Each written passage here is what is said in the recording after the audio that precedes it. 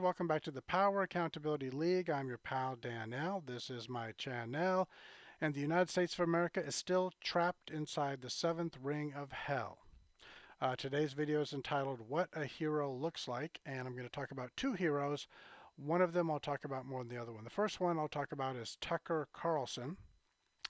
I never liked him much, but then he got his show on Fox, and he's become a good guy. He's become a wonderful guy.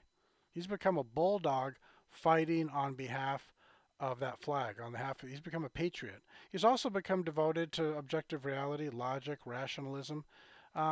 He's devoted to the good things, the things that can help us pull ourselves out of the dark ages. So I like Tucker Carlson.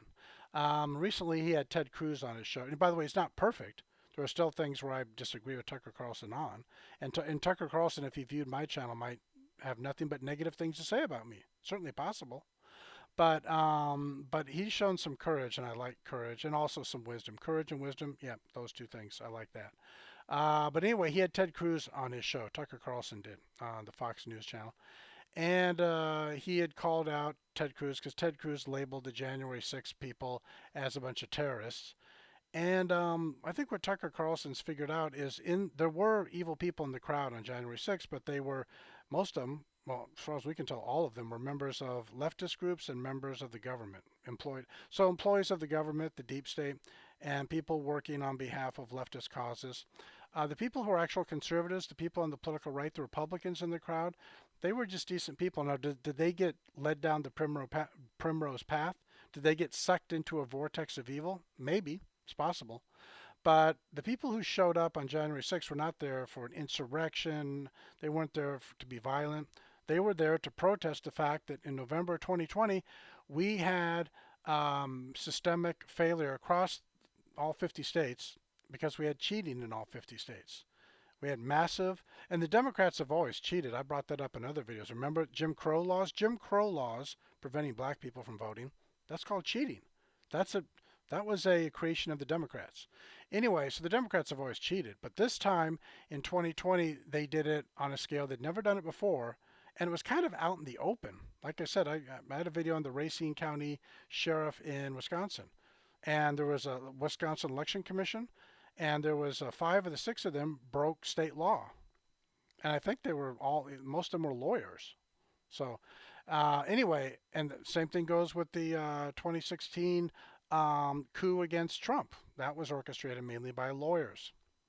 So you can understand why I've made a few videos saying if you want to get rid of a lot of the evil in the world, you have to start with the lawyers. Attorneys they don't make the world a rule of law place. Lawyers actually subvert the law, sadly. Most of them, not all, just most. But anyway, let's get back to Tucker Carlson and Ted Cruz. So Ted Cruz said that the January 6th people were a bunch of domestic terrorists, and Tucker Carlson called bullshit on that. And Ted Cruz came on, tried to show some contrition, but anyone could see Ted has lost it. Ted has buckled to the left. And let's remember something. Ted has been bashed by the left, not as much as Trump. Nobody's been beat up by the left as much as Trump. But Ted Cruz has been beat up by the left, and eventually they finally got what they wanted. The left thought if we pound this guy in the face with our fists enough, he'll eventually do our bidding for us. And now, so Ted Cruz is, in my opinion, he should never be elected to president. There's still, I'm sure Ben Shapiro and Glenn Beck still want to perform oral sex on him. I'm sure they still love him. That's one reason I don't like Glenn Beck or Ben Shapiro. Because Ted Cruz should not be beloved by anyone right now. He's turned into a bad guy, and Tucker Carlson had the courage to call out. Now, Tucker Carlson doesn't think Cruz is a bad guy. Tucker Carlson still is in love with Ted Cruz. I'm not. Tucker, I'm sure. By the way, but so I can still respect and call Tucker Carlson a hero, even though we disagree on Ted Cruz. I'm sure he thinks Ted Cruz is wonderful. I don't. I don't want Ted Cruz to ever be on the Supreme Court. I don't want him to ever be in the White House. He's a bad guy. I don't want him in elected office. Again, the left counts on the right bending the knee. And he's been beat up enough that now he's ready. He's made it clear he's willing to bend the knee. And it shocks me the people, the Republicans who are like Crenshaw, a military hero, a guy who's seen real battle, a guy who's done really heroic things. Crenshaw will never be a hero to me because just like Cruz, he's bent the knee to the left. He, Crenshaw and Cruz, I think they look at January and they're like, "Oh my God, look at our side. Our side, the political right, our side is no different than the extremist left." Yeah, it is different. The people on the political right are not a bunch of violent hooligans. The people on the left are. There's your difference. People on the right believe in the rule of law. People on the left believe in the rule of the jungle, which is the rule of naked force, the rule of cruelty, the rule of violence, whatever. I think you get the point. So anyway, that's enough about Tucker Carlson. Now we're going to read you a little. Have you ever heard of Project Veritas? James O'Keefe, a wonderful person as far as I'm concerned. Not perfect. Again, no one's perfect. There are things about O'Keefe and things about Carlson that I have a problem with, but overall they're heroes. And James O'Keefe has an organization called Project Veritas. They've done a lot of good things. And I'm going to read you something from the Project Veritas page or channel on Rumble. This is from the Rumble channel, and it's one of their recent videos. So let me read it to you. Washington, D.C., January 10, 2022. Project Veritas has obtained startling, never before seen documents regarding the origins of COVID-19, gain of function research, vaccines, potential treatments which have been suppressed, and the government's effort to conceal all of this. The documents in question stem from a report at the Defense Advanced Research Projects Agency, better known as DARPA, DARPA, which were hidden in a top secret shared drive.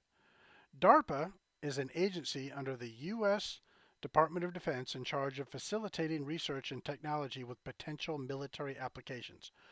Project Veritas has obtained a separate report to the Inspector General of the Department of Defense written by U.S. Marine Corps Major Joseph Murphy, a former DARPA fellow. The report states that EcoHealth Alliance approached DARPA in March 2018, seeking funding to conduct gain-of-function research of bat-borne coronaviruses. The proposal, named Project Diffuse, was rejected by DARPA over safety concerns and the notion that it violates the basic gain-of-function research moratorium. According to the documents, NIAID, under the direction of Dr. Fauci, what's that? NIAID, National Institute of, I don't know what that is. You have to look that up. NIAID, under the direction of Dr. Fauci, went ahead with the research in Wuhan, China, and at several sites across the U.S. Dr. Fauci has repeatedly maintained under oath that the NIH and the NIAID, okay, the spelling keeps changing, have not been, NIH stands for National Institute of Health, by the way. Sorry, I'm stopping for a sec. And NIAID, I don't know what that's, you'll have to look that one up, have not been involved in gain of function research with the EcoHealth Alliance program. But according to the documents obtained by Project Veritas, which outline why EcoHealth Alliance's proposal was rejected, DARPA certainly classified the research as gain of function. And then in quotation marks, the proposal does not mention or assess potential risks of gain of function research, a direct quote from the DARPA rejection letter. Major Murphy's report goes on to detail great concern over the COVID-19 gain of function program, the concealment of documents, the suppression of potential curatives like ivermectin and hydroxychloroquine, and the mRNA vaccines. Project Veritas reached out to DARPA for comment regarding the hidden documents and spoke with the Chief of Communications, Jared Adams, who said, "It doesn't sound normal to me when asked about the way the documents were shrouded in secrecy. If something resides in a classified setting, then it should be appropriately marked," Adams said. "I'm not at all familiar with unmarked documents that reside in a classified space, no." In a video breaking the story published on Monday night, Project Veritas CEO James O'Keefe asked a foundational question to DARPA. Who at DARPA made the decision to bury the original report? They could have raised red flags to the Pentagon, the White House, or Congress, which may have prevented this entire pandemic that has led to the deaths of 5.4 million people worldwide and caused much pain and suffering to many millions more. Dr. Anthony Fauci has not responded to a request for comment on this story. Okay, so let's get back to it. Hold on, gotta have a little drink of water. Mmm, water. Good for my throat. Tasty fresh water. Anyway, so back to the story. So I just read you something straight, well, it was word for word, except when I stopped and editorialized. That was word for word from the Project Veritas page on Rumble. And this is a recent posting from them.